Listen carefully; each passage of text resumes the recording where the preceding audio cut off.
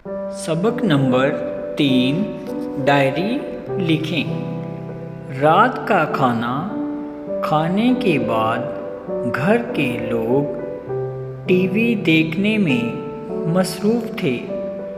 हामिद अपने कमरे में लेटा आराम कर रहा था।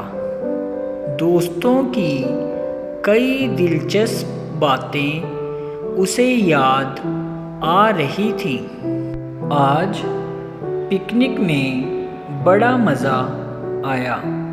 हामिद बेटा, एक गिलास पानी लाना। अब्बू की आवाज़ सुनाई दी। वो पानी लेकर पहुंचा तो देखा कि अब्बू मेज़ पर झुके हुए कुछ लिख रहे थे। हामिद ने पूछा, अब्बू, इस वक्त आप क्या लिख रहे हैं? बेटा, मैं डायरी लिख रहा हूँ। अब्बू, कल हमारी क्लास टीचर भी डायरी का जिक्र कर रही थी। आप मुझे डायरी के बारे में कुछ बताइए। हामिद के अब्बू ने बताया, डायरी लिखना एक दिलचस्प मशगला है। इसके बहुत से फ़ायदे हैं। बाज़ मशहूर लोगों की ज़िंदगी के बारे में तो उनकी डायरी ही से मालूमात हासिल होती हैं।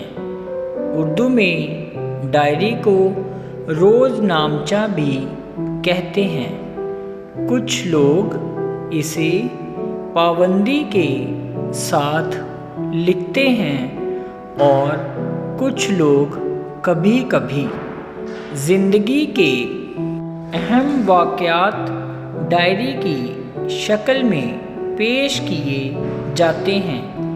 बेटे, तुम खुद भी डायरी लिख सकते हो।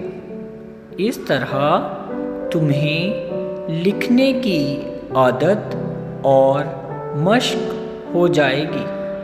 डायरी में अपनी ज़िंदगी के अलावा दोस्त, अहबाब, ख़ानदान और मुल्क के अहम वाक़यात और हालात गर्ज़ सभी कुछ लिखा जा सकता है। अब्बू ने हामिद को एक नई सादी डायरी दी। हामिद ने पूछा, अब्बू, मैं डायरी में लिखना कैसे शुरू करूं? अब्बू ने बताया, हाशिया छोड़कर सबसे पहले तारीख़ और दिन लिखो।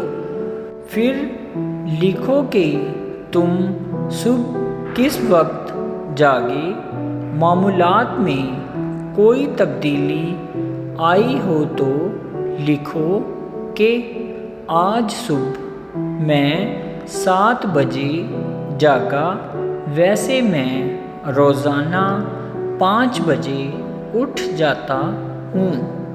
दरअसल मैं कल पिकनिक पर गया था। थकान की वजह से देर तक सोता रहा। ठीक है बेटा, अपनी पिकनिक के बारे में कुछ बातें लिखो, जैसे बस का सफ़र, जब चिड़ियाघर पहुँचे तो वहाँ क्या क्या देखा, मौसम का ज़िक्र, जानवरों के बारे में लिखो।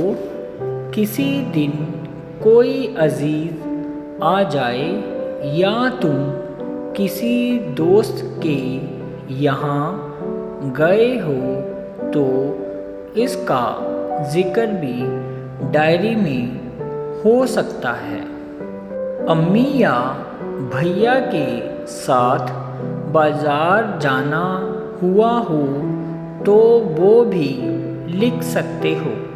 جو چیزیں خریدی ہوں ان کی قیمت لکھ لو۔ اس طرح چیزوں کی قیمتیں بھی تمہاری ڈائری میں محفوظ ہو جائیں گی۔ اگر تم پرانے لوگوں کی ڈائری دیکھو گے تو چیزوں کی قیمتیں جان کر تمہیں حیرت ہوگی۔ حامد غور سے ساری باتیں سن رہا تھا۔ ابو، ڈائری لکھنا تو واقعی دلچسپ اور اہم کام ہے۔ ڈائری میں اور کیا کچھ لکھا جا سکتا ہے؟ زندگی کے کسی بھی اہم اور دلچسپ واقعے کو ڈائری میں قلم بند کیا جا سکتا ہے۔ کسی عزیز، کسی ادیب، اہم سیاسی لیڈر، مذہبی رہنما کا انتقال ہوا ہو یا ملک میں کوئی اہم واقعہ پیش آیا ہو تو اس کا بھی ذکر کر سکتے ہیں۔ اگر تمہارے ساتھ کسی نے بھلائی یا احسان کیا ہو تو اس کا ذکر بھی ضرور کرنا چاہیے۔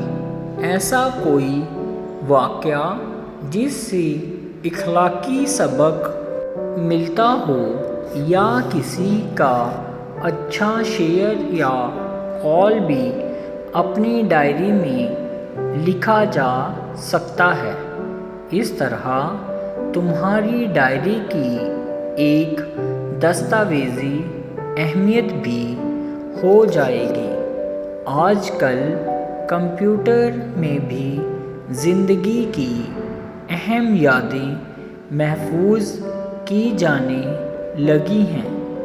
یہ بھی ڈائری کی ہی ایک شکل ہے۔